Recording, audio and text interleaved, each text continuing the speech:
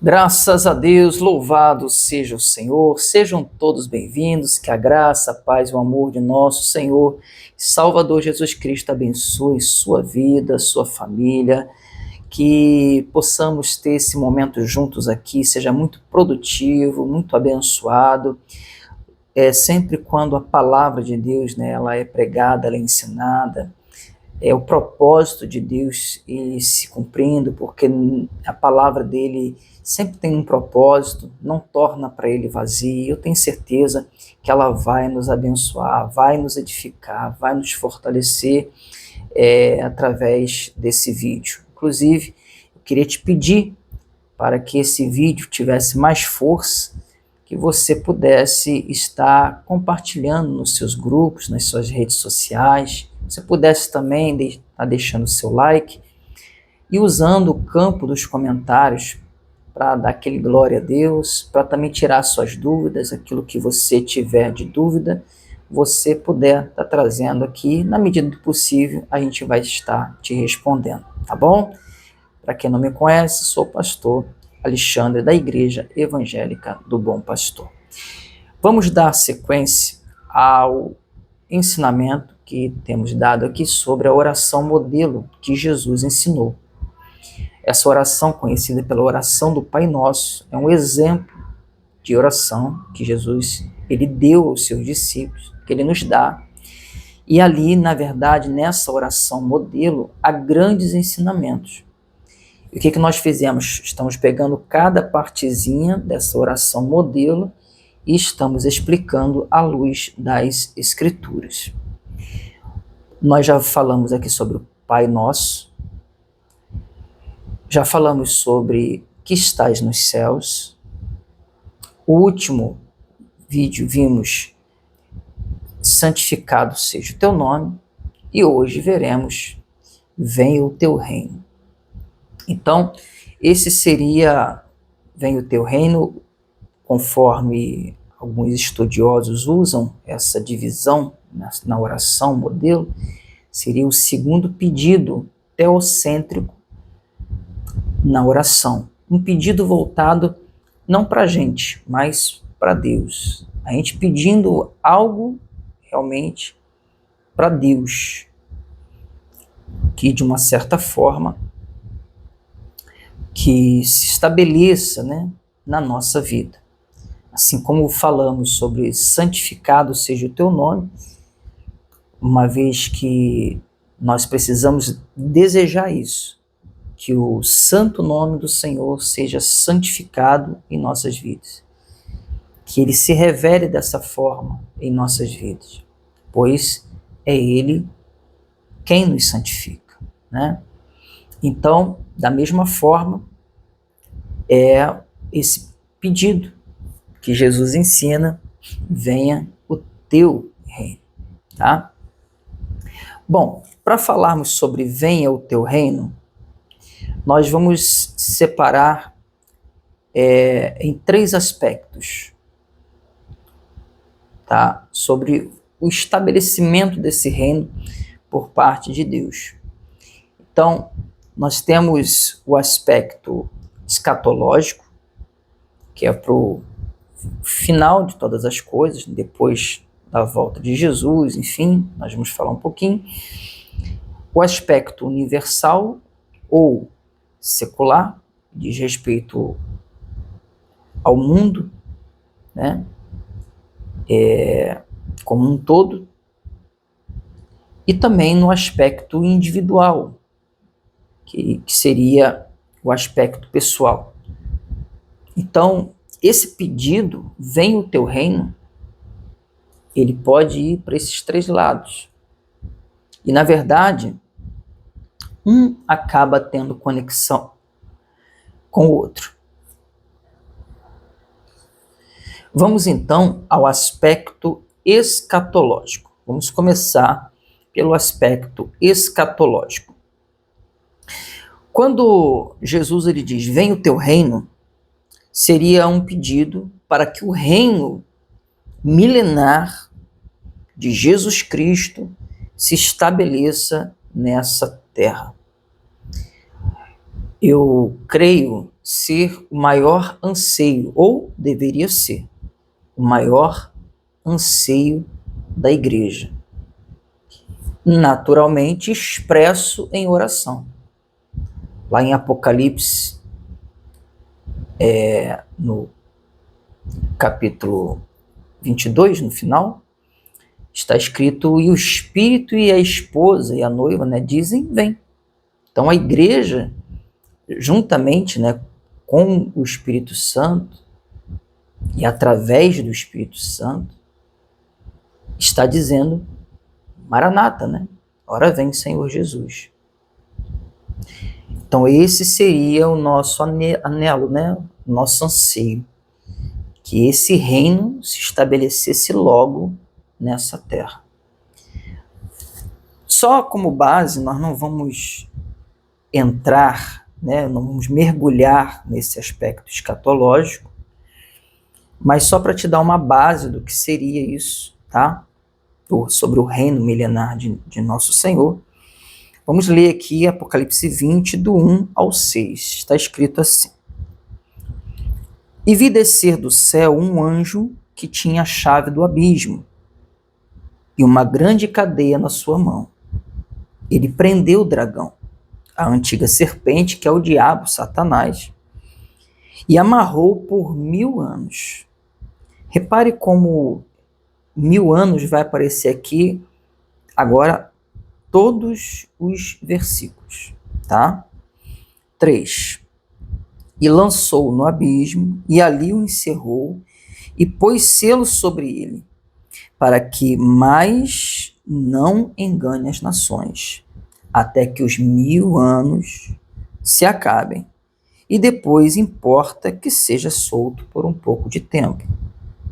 E vi tronos, 4, versículo 4, e vi tronos, e assentaram-se sobre eles aqueles a quem foi dado o poder de julgar, e vi as almas daqueles que foram degolados pelo testemunho de Jesus e pela palavra de Deus, e que não adoraram a besta nem a sua imagem, e não receberam o sinal na testa nem na mão, e viveram e reinaram com Cristo durante 1000 anos. 5. Mas os outros mortos não reviveram até que os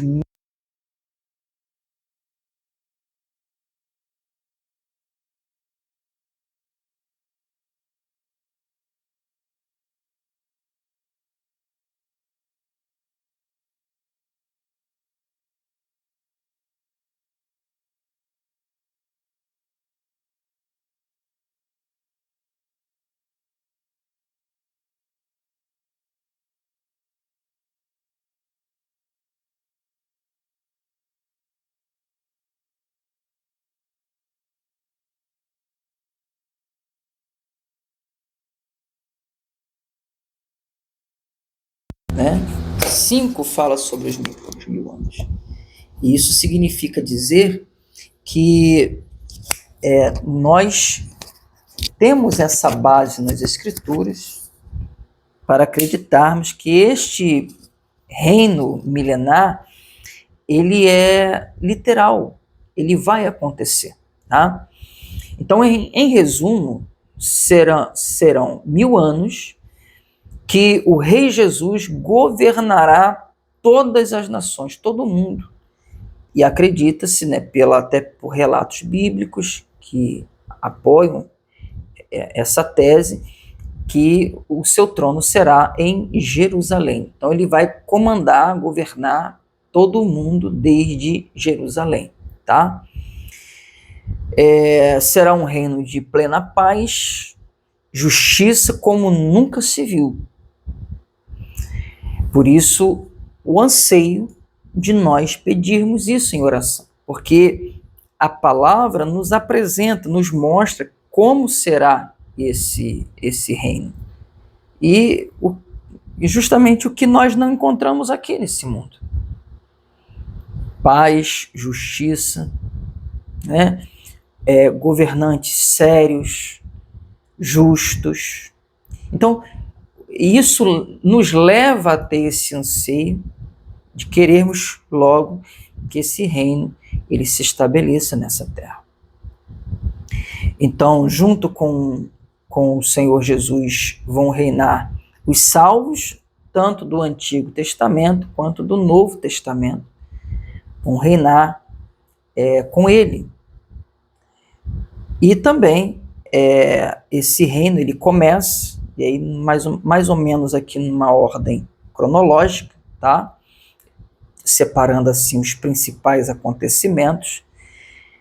Tudo começa com a volta de Jesus, aí vem o arrebatamento da igreja, o governo do anticristo, a grande tribulação, a guerra do Armagedon, que aonde ali Jesus realmente virá e todo olho verá, né? Ele vai pisar com os pés no Monte das Oliveiras, porque o arrebatamento Jesus vem nas nuvens, né? E nem todo mundo vai ver. E o arrebatamento é o evento antes realmente da volta de Jesus, quando ele volta e realmente todo olho o verá, certo? E por último, como começa aqui Apocalipse 20, a prisão de Satanás. Então, o reino milenar de nosso Senhor é estabelecido nessa terra, tá? Só em resumo, todo o ensinamento do livro do Apocalipse é bem complexo, cabe, vamos dizer, só um vídeo, né, para falarmos sobre cada um dessas situações, para vocês terem uma ideia, né? Então, realmente é algo um pouco mais complexo e a gente prefere dar aqui, até porque não é a parte principal da mensagem de hoje, a gente está dando só um resumo para vocês, tá bom? Vamos então ao segundo aspecto desse reino. Primeiro, nós expressamos isso na oração para que o reino milenar de Cristo se estabeleça logo. Começa com a volta de Jesus. Senhor, vem nos arrebatar. Mais ou menos isso, vem o teu reino, seria isso, tá?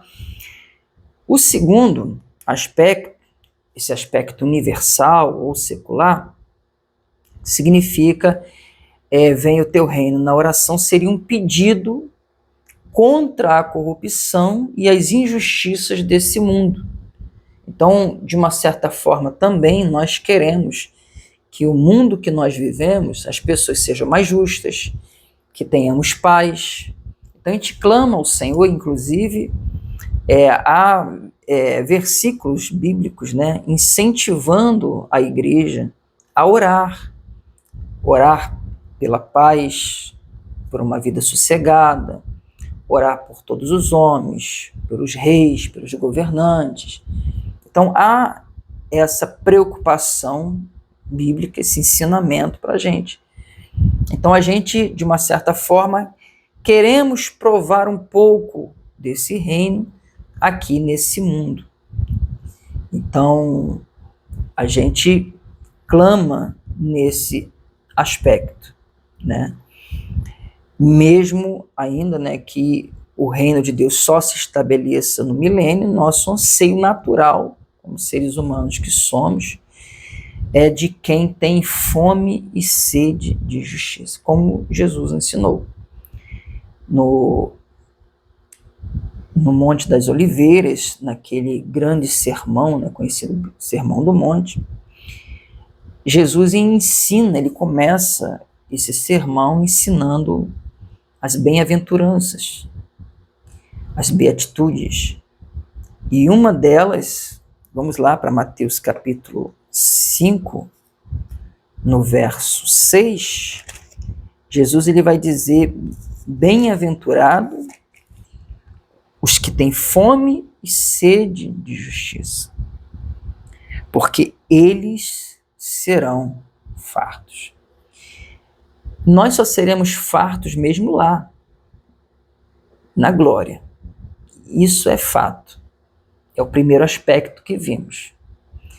Porém, o fato de nós termos fome e sede de justiça é aqui, nesse mundo, diante de tanta corrupção e de tanta injustiça, diante de tantos governantes malignos, maldosos, que oprimem, que mentem. É tanta coisa ruim que você vê.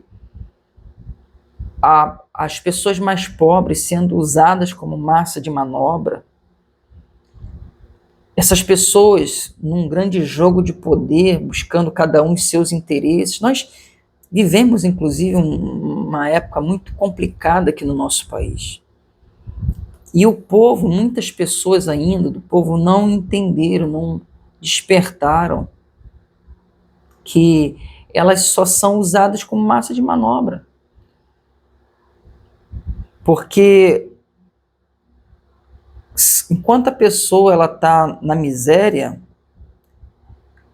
vai sendo alimentado nela aquela troca, aquela dependência. A dependência do Estado, a dependência daquele governante. E um país não deveria ser assim. O país, na verdade, o Estado, ele precisa dar oportunidade para que as pessoas se desenvolvam, cresçam. Não vivam na dependência, na custa do Estado. Então, essa visão que temos hoje no nosso país, conforme o marxismo cultural, conforme até mesmo essa questão comunista, né?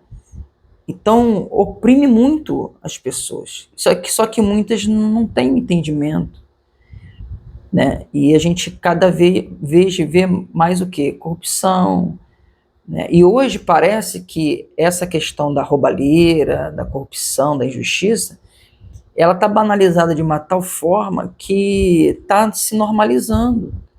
Está se falando lá que o juiz roubou, que o ministro roubou, sabe, que tem maracutaia ali no gabinete de tal servidor público, e como se fosse normal, entende? Né, o nepotismo correndo à solta, e por aí vai. E tipo assim, normal, sabe? Você tem que aceitar, você tem que... Mas a igreja ora, né? A igreja ora. Inclusive, eu até ensino aqui para os irmãos que a gente tem que orar por todas as autoridades, mesmo essas que são injustas, corruptas. Mas é o nosso dever como igreja, né?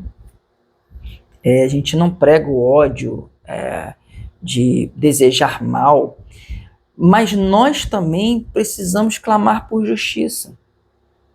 E aí, irmãos, muitas vezes realmente a mão de Deus pesa. A gente precisa entender que o Senhor Deus, ou lembrar, né, o que ele fez com várias nações durante todo o tempo, todos os tempos, né? E parece que às vezes as pessoas se esquecem disso, que Deus é um ser aquém das situações, né, políticas, econômicas. Então, não, o Senhor Deus, ele age em tudo. É lógico que você ter fome e sede de justiça aqui, não adianta, você vai ter, porque você não vai encontrar a perfeição aqui. Então, é lógico que o Espírito Santo, a palavra de Deus, sempre vão nos levar a esperarmos o céu, o reino de Deus realmente, a glória, né? Mas nós, como pessoas em si, naturalmente, vamos ter essa fome e sede de justiça. Vamos querer justiça, e é bíblico a gente clamar por justiça. É justo a gente clamar para que Deus faça justiça no nosso país. A verdade lá, Tiago, né, no capítulo 5 da sua carta, ele deixa bem claro que ai dessas pessoas que oprimem o pobre, né? Então, porque Deus se preocupa, sabe, irmãos? Então, ninguém vai passar impune. Ninguém vai passar impune. Então, Nós precisamos ser um povo assim, com fome e sede. Nós nunca podemos perder a fome e sede de justiça. Se a gente começa a normalizar também tudo de errado que está acontecendo, é assim mesmo, você quer? Sabe, que fome e sede é essa? Né? Então a gente clama, nosso dever é orar. Não é tão simplesmente levantar a bandeira de partido, não é isso. Mas a gente tem valores e temos princípios. E os valores e os princípios que nós temos, eles são os de Deus, não são nossos propriamente. Então a justiça é um atributo de Deus. Deus é justo. Amém? Jesus também, por exemplo, ele nos ensinou que devemos buscar o reino de Deus e a sua justiça. É bem conhecido, mas vamos ler, está pertinho aqui, Mateus 6,33. Olha o que ele diz. Mateus 6,33, ele vai dizer: mas buscai primeiro o reino de Deus e a sua justiça, e todas essas coisas vos serão acrescentadas. Quer dizer, o reino de Deus, ele é formado de quê? De justiça. Então nós queremos, de uma certa forma, que um pouco, né, desse reino aqui. Nós queremos justiça em injustiças. Nós queremos verdade onde tem a mentira. E por aí vai. Porque você tem essa fome e sede de justiça. Então você expressar isso na oração é lícito e agrada a Deus. Porque você mostra que você tem fome e sede de justiça. Você está buscando esse reino, sabe? É importante a gente ressaltar aqui que nós precisamos orar pelo nosso país, pela nossa nação e por este mundo. E isso não está aquém da gente. Pelo contrário, é uma missão. Amém? Então a gente ora assim e pede a Deus justiça. Venha o teu reino, venha a tua justiça. Faça a justiça, Senhor. Em casos, em situações. Amém, irmãos? Isso é vivermos de uma forma que consigamos, né, transformar, senão o mundo, é impossível, não vai ter aqui, não vai ser aqui, não tem jeito, mas algumas coisas e pessoas que estejam ao nosso redor. Entende? Acho que a gente precisa expressar isso na oração. Eu creio que Jesus deixou isso claro para a gente. Amém, irmãos? O terceiro aspecto, e o mais importante, venha o teu reino na oração deve ser um pedido de ajuda. Um pedido de ajuda para que o reino de Deus se estabeleça em nossos corações. Sim. Porque a gente falava, né, sobre a questão do mundo, os governantes, o nosso país, mas não adianta a gente ficar falando da corrupção que está lá em cima, se a gente não cuidar da corrupção aqui de baixo. A igreja, além de orar, a igreja precisa se posicionar, nós, como cristãos. E para que isso aconteça, nós precisamos que o reino de Deus esteja estabelecido aqui, dentro de nós. Para que sejamos justos. Não adianta a gente falar da injustiça se a gente é injusto. Em pequenas coisas, em situações. Como eu falei para vocês no princípio, dessa que nós estamos vendo agora, desse aspecto que estamos vendo agora, que é o individual, é o pessoal, depende dos outros. Porque como é que nós vamos levar um pouco dessa justiça do reino para outras pessoas, até para contagiar o mundo de uma forma positiva, se o reino não está estabelecido aqui dentro de nós?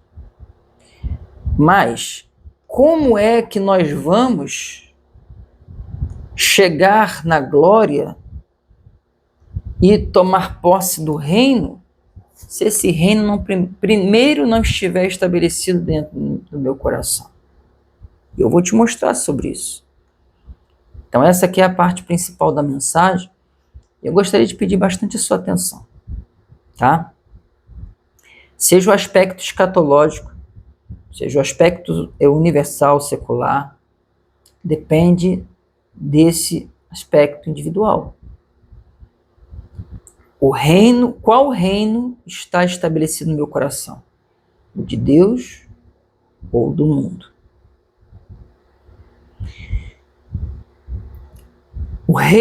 O reino tem um rei, e é Jesus. E aonde é que Jesus ele quer governar? Esse reino, será que ele vai governar de fora para dentro? Ou é de dentro para fora? É de dentro para fora. O nosso coração é um trono, aonde Jesus deve se assentar como rei, porque não adianta ele ser o rei dos reis, mas ele não ser o meu rei, o governante da minha vida. Então Jesus se assenta ali, ele é o dono, ele tem o trono e ele governa. Já não será mais a minha vontade, já não será mais o meu querer, já não será mais o meu próprio pensamento. Vocês estão entendendo? Então, o reino de Deus precisa primeiramente se estabelecer dentro do meu coração.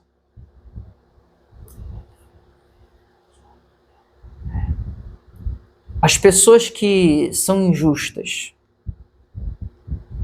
as pessoas que fazem maldade, os corruptos, você acha que qual reino está estabelecido no coração deles? Ah, pastor, mas é fulano, mas fulano é da igreja. Não, a gente está falando de igreja. Nem todos que estão em Israel são israelitas. Eu sempre falo isso com vocês aqui. A questão é se o reino está estabelecido no coração ou não.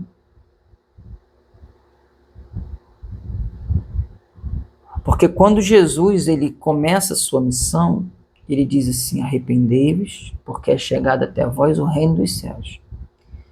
E ele fala dele mesmo. Então, o reino estabelecido no coração é a presença de Jesus. Nós, ainda que, presta atenção, ainda que não estejamos na plenitude do reino, lá do milênio, reino de Deus, ainda que nesse mundo não se consiga ter essa plenitude de reino, porém, o nosso coração já precisa começar a experimentar isso. Entende? Porque é chegada até nós o reino de Deus. Mas você vê que Jesus ele começa a pregação dele, arrependei-vos. Então as pessoas hoje, infelizmente, elas estão sendo levadas para Cristo sem o arrependimento. Se não tem arrependimento, não há mudança. Se não há mudança, não há transformação. Então, todo esse processo ele está comprometido. Vocês entendem? E isso é muito preocupante, irmãos, porque Jesus, ele chega a dizer que tem pessoas que vão estar na porta do reino, não entram e nem deixam ninguém entrar.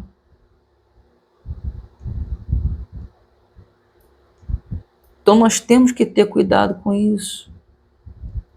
O que nós estamos fazendo com o reino de Deus em nossas vidas? Estamos propagando ele, como fez Jesus, como ele nos ensinou a fazermos, ou estamos afastando as pessoas dele? Ou estamos até mesmo, se nós estamos na porta não deixando ninguém entrar, trazendo mais pessoas para a porta só também para aumentar a barreira e impedir que pessoas entrem. Então, eu quero te levar aqui no Salmo 24. Salmo 24. Vamos para lá, por favor. E aqui tem uma grande revelação de Deus que eu quero dividir com vocês. Tá? Primeiro, o salmista Davi, esse lindo salmo, esse salmo é muito lindo. Inclusive tem uma canção que ela é toda inspirada aqui, nós, quando pregamos aqui na igreja, na quarta-feira, nós estamos gravando numa sexta-feira. Então, tem 2 dias atrás, nós cantamos este hino aqui, que fala sobre isso aqui, esse Salmo 24, muito lindo também. Então, o salmista Davi, que era rei, ele começa dizendo assim, versículo 1, do Senhor é a terra e a sua plenitude, o mundo e aqueles que nele habitam. Porque ele afundou sobre os mares e afirmou sobre os rios. Amados, a palavra de Deus está dizendo que dele são todas as coisas. E isso é para nós refletirmos, que entenda bem, as pessoas vão prestar conta com o que tem feito com esse mundo, com a criação, com os animais. Essa história agora que ficou o cãozinho orelha, né? Ficou bem conhecida aí, mas eu falava aqui na igreja, quantos casos assim, pessoas cheias de maldade no coração, cometem, seja com animal, seja com pessoa, é vida, irmãos, vida. Então a vida está perdendo valor cada vez mais. Falta do reino. Mas o que eu estou querendo te mostrar é o seguinte, você acha que não será feita justiça? Do Senhor é a terra. E aqui eu faço um paralelo. Porque a Bíblia vai dizer que nós também somos dele. E não é só o coração, como muitos pensam, não. Ah, Deus conhece o meu coração e faz o que quer com o corpo. A Bíblia vai dizer que nós somos templo do Espírito Santo, ou seja, o lugar para ele reinar e governar. E que não só o coração, diz corpo, alma e espírito pertencem ao Senhor. Que fomos comprados por bom preço. Então, muitas vezes as pessoas, elas não têm essa noção. E a pregação, a palavra, vem justamente para trazer isso à tona. Olha o que estão fazendo com as criaturas de Deus, com as coisas de Deus. Você entende quando Jesus ele expressa isso na oração modelo, venha o teu reino. Que profundidade tem isso? Venha o teu reino para onde? Nós já falamos lá na frente, já falamos aqui nesse mundo, mas o principal é dentro de cada indivíduo. Então as pessoas acham que elas não vão dar conta. Quando Paulo fala que nós somos o templo do Espírito Santo, ele vai dizer: aquele que destruir o seu templo, esse templo, Deus o destruirá. Porque é de Deus. Vocês estão entendendo? Porque Ele é o Deus Todo-Poderoso e, como diz aqui, do Senhor é a terra e toda a sua plenitude, o mundo e aqueles que nele habitam. Tudo é de Deus. Tudo vem dele, por causa dele e é para a glória dele. A nossa vida tem sido para a glória dele. É o primeiro ponto aqui. O segundo, no versículo 3 está escrito: quem subirá ao monte santo do Senhor? E quem subirá ao monte do Senhor, ou quem estará no seu lugar santo? Então aqui está falando de eternidade. O céu, a glória, o reino. Sim ou não? Nós sabemos que o único que pode nos levar para lá é quem? É Jesus. Ele disse: eu sou o caminho, a verdade e a vida, e ninguém vem ao Pai a não ser por mim. E ele ainda disse: não se turbe o vosso coração, credes em Deus, credes também em mim. Na casa de meu Pai há muitas moradas. Se não fosse assim, eu não teria dito para vocês. Mas como é, eu voltarei para buscar vocês, para que aonde eu estiver, vocês estejam também. Ou seja, é Jesus que nos leva. Agora, a grande questão é, o trono dele é aqui. É daqui que ele nos leva. Vocês estão entendendo? Ou seja, traduzindo isso, para que eu entre no reino, com uma pergunta retórica aqui de Davi, no versículo 3, para que eu entre no reino, o reino precisa entrar primeiro dentro de mim. É Jesus entrando no meu coração. Amém? Da mesma forma como ele fala no versículo 4, ele vai dizer: quem é o que entra? Ele diz: aquele que é limpo de mãos, quem pode nos limpar? Quem pode nos purificar? E puro de coração, quem é? É o sangue de Jesus. Somente o sangue de Jesus faz isso. Que não entrega sua alma à vaidade, nem jura enganosamente. Então Davi está falando aqui, dentre muitas coisas, ele coloca algumas aqui, mas ele fala de limpeza, de purificação. E a limpeza e purificação é de fora para dentro ou de dentro para fora? É de dentro para fora. Jesus precisa estar aqui. Jesus precisa estar aqui dentro. Eu fiz uma brincadeira com os irmãos, para que os irmãos pudessem entender. Falava para eles: você chega agora, quando você for fazer limpeza na tua casa, você fica do lado de fora mesmo, olhando para a porta, você mentaliza, tira a sujeira, tira a poeira, você vai limpar assim. É assim? Não é.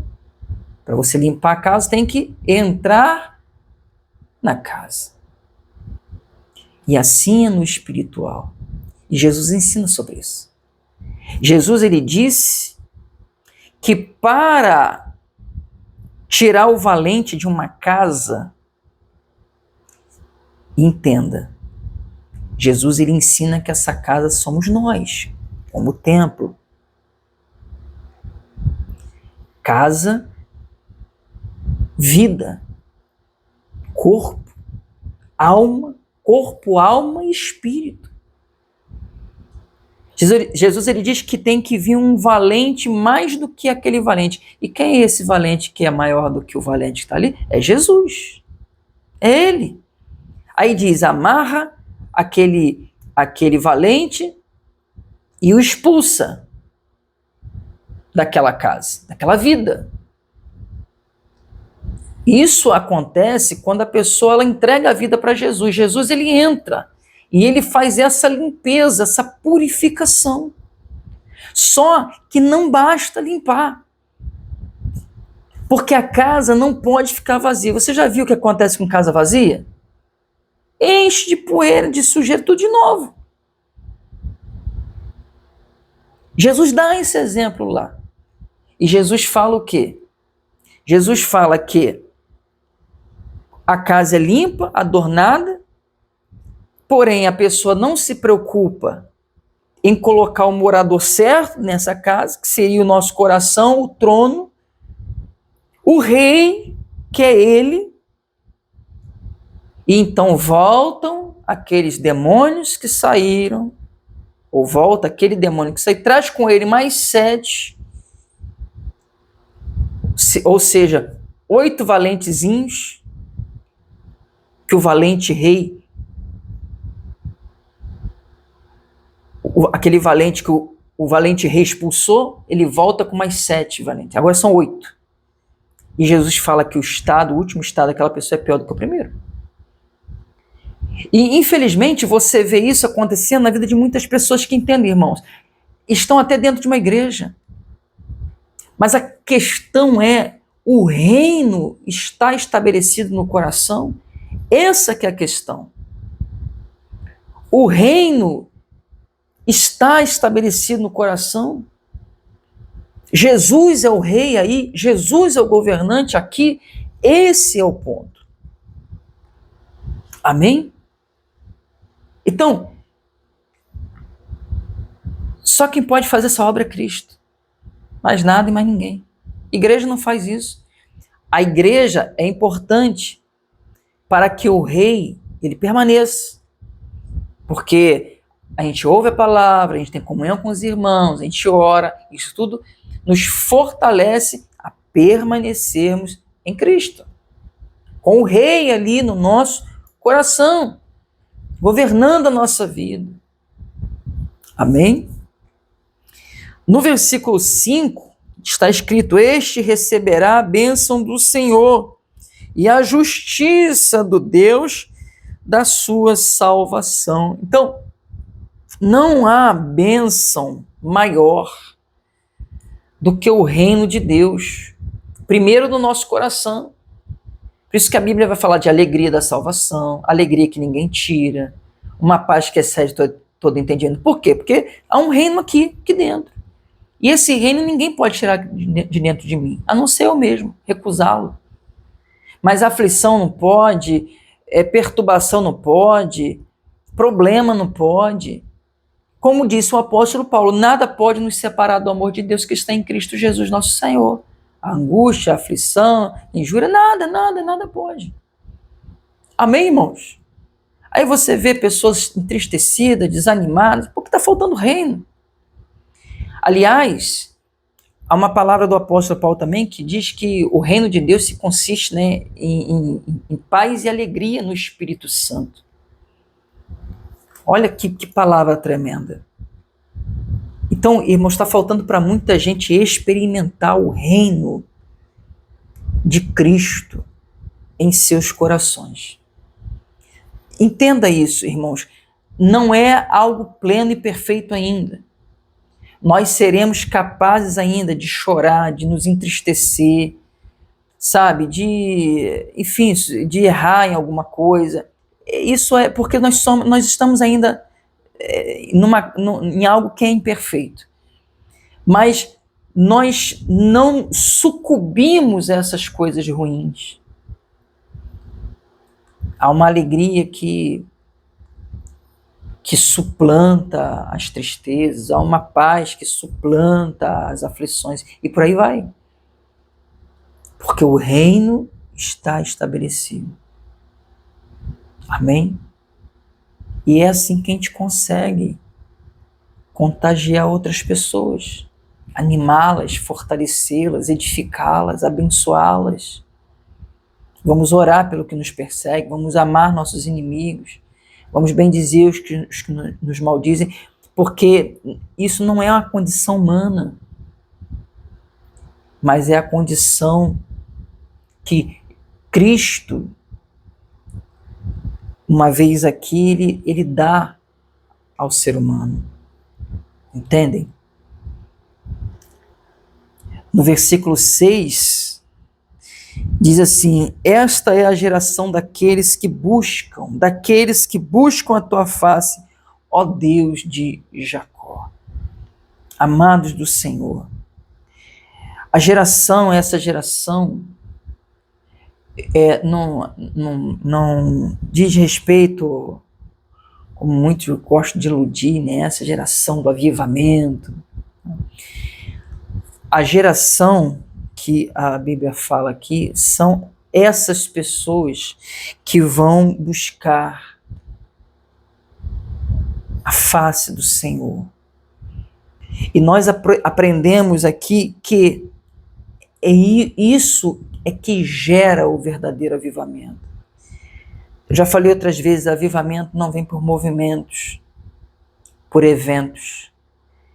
Avivamento vem quando há arrependimento. O avivamento vem quando Cristo, ele consegue estabelecer seu reino nos corações. Eu falava aqui para os irmãos na quarta-feira, que no culto, que você quer olhar e você vê a igreja de hoje, essa geração de hoje avivada, é você conseguir olhar para ela e você conseguir ver ela como a igreja primitiva. Ali nós temos o exemplo de avivamento. Fora isso, irmãos, é entretenimento, infelizmente. Entretenimento. É o reino do mundo no coração das pessoas. Falando de Deus, cantando de Deus. Porque quando o reino de Cristo é estabelecido no coração, há uma transformação. A gente não vai ver heresia. A gente não vai ver, infelizmente, essa chamada geração Z, os nossos jovens de hoje, totalmente corrompidos, seguindo as modinhas. Não. Igrejas que mais parecem clubes, igrejas, cultos que mais parecem shows. Não, a gente não vai ver isso. A gente vai ver evangelização. A gente vai ver joelho no chão. A gente vai ver prazer de estar no culto. A gente vai ver visitas, a gente vai ver pessoas querendo salvar, querendo levar esse reino para outras pessoas, como a igreja primitiva fazia. Então, quando fala essa geração aqui, fala de pessoas que vão buscar a face. Que nós possamos estar dentro dessas pessoas, no meio dessas pessoas que vão buscar a face do Senhor, porque é dessa forma que o reino se estabelece. Quando a gente chega diante da face do Senhor e a gente pede: vem o teu reino, Senhor, estabeleça o teu reino em nossos corações. Sente aqui, Senhor Jesus, e governe a minha vida, eu me esvazio de mim mesmo. Eu renuncio minhas vontades, minhas paixões. Irmãos, o que você mais vê são as pessoas de hoje, os crentes de hoje, sendo alimentados a exigirem coisas de Deus, sabe? A não se importarem com a vida que levam, com o testemunho que dão. Que reino de Deus é esse, irmão?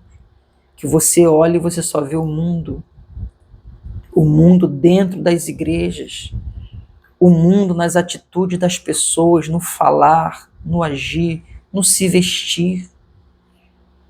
As roupas dos crentes cada vez mais apertadas, mais curtas. Estou falando de mulher, estou falando de homem também.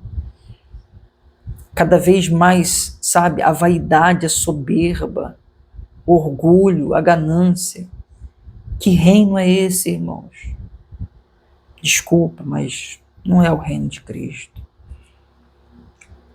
O reino de Cristo tem amor, tem alegria, tem justiça, sabe? Tem pensar mais no próximo do que na gente mesmo.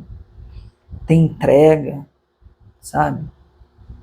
Tem serviço. Então, se a gente quer o reino, a gente precisa buscar a face do Senhor, irmãos. E como se fosse um clamor, é tempo de buscar a face do Senhor. É tempo desse reino ser estabelecido em nossos corações. Amém? Nós vamos ler o versículo 7 e 9, porque eles falam a mesma coisa, e é tremendo, é algo que Davi está enfatizando, né? Ele diz assim: levantai, ó portas, as vossas cabeças, levantai-vos, ó entradas eternas, e entrará o Rei da Glória. 9. Levantai, ó portas, as vossas cabeças, levantai-vos, ó entradas eternas, e entrará o Rei da Glória. Literalmente falando isso daqui, é uma expressão poética de Davi. Ele está dizendo assim, ó, que os portais, né, por onde o Rei da Glória vai passar, eles têm que se alongar, se ampliar, né? Por quê? Porque o Rei da Glória é muito grande, né? Grandioso és tu, Senhor. Quão grande és tu, Senhor. Não é assim que diz a canção, então nenhuma porta grande basta. Porque quando fala levantai, ó portas, as vossas cabeças, é a cabeça da porta, sabe? A parte de cima tem que se alongar para poder o Rei da Glória. Mas nenhuma basta. Por isso é Davi enfatizando isso, né? Só que tem aqui com liberdade profética, né? Para a gente encaixar no que nós estamos falando. Porque, apesar de toda essa grandeza do Senhor, lá o profeta Isaías diz, né, apesar de habitar no alto sobre o trono, ele se preocupa com aquele que é quebrantado de coração, contrito de espírito, humilde. Então, apesar de toda a grandeza, o Senhor, ele se preocupa com essa portinha pequenininha chamada o nosso coração. Essa porta também ela precisa se abrir para que entre o Rei da Glória. Como em Apocalipse capítulo 3, verso 20. Jesus ele disse o quê? Ele não disse que estava dentro de uma casa, dentro da igreja. Ele não estava dentro, ele estava fora.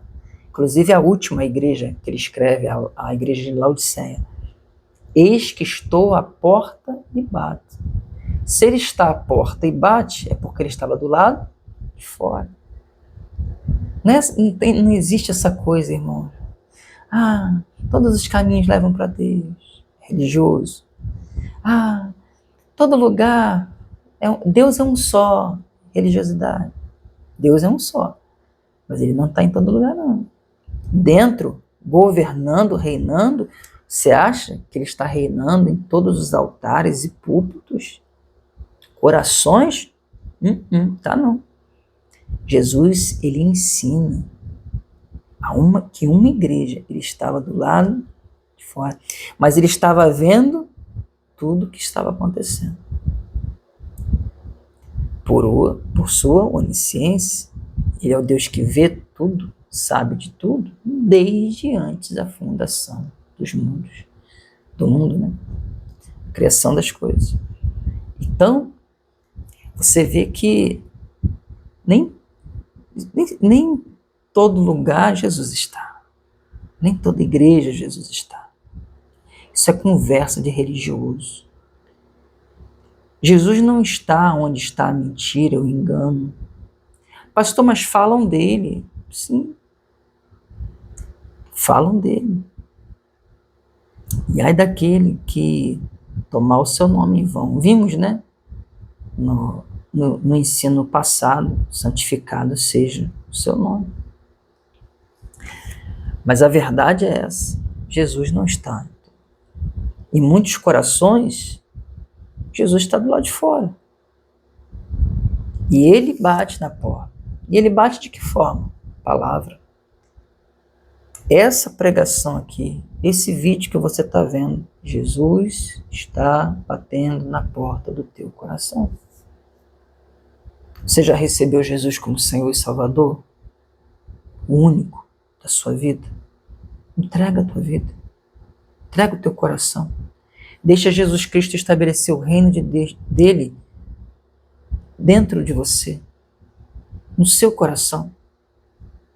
Deixa Jesus se assentar aí nesse trono. Nós fomos criados com um vazio que só Deus pode preencher. Mais nada, mais ninguém. Abre o teu coração. Amém? Louvado seja Deus. Para a gente terminar, versículos 8 e 10, que vão dizer assim. Davi também enfatiza essa parte. Quem é este Rei da Glória?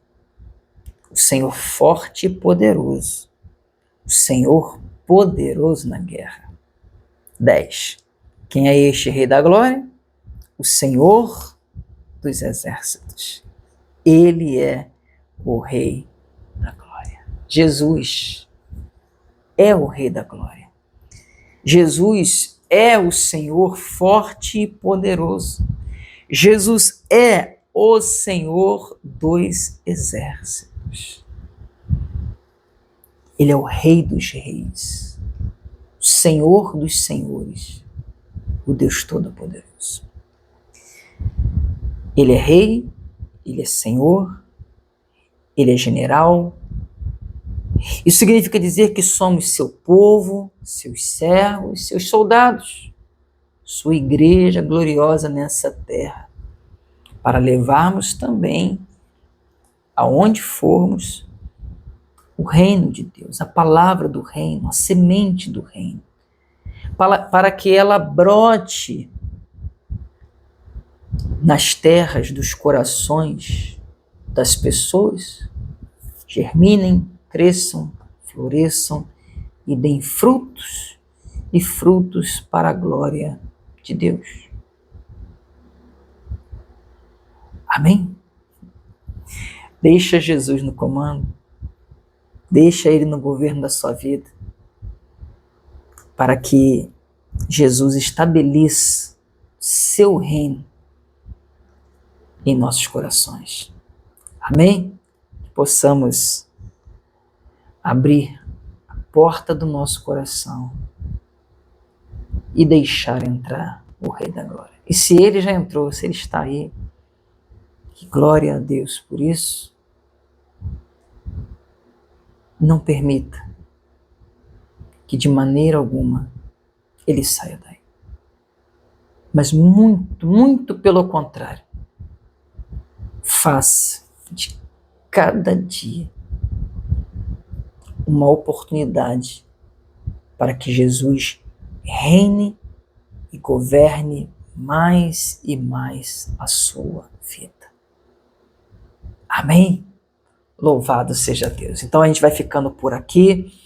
Um forte abraço a todos, que Deus te abençoe grandiosamente, que fale muito mais, que o Espírito Santo possa falar muito mais ao seu coração através desta palavra, tá bom? Até o próximo vídeo. Fiquem todos com Deus.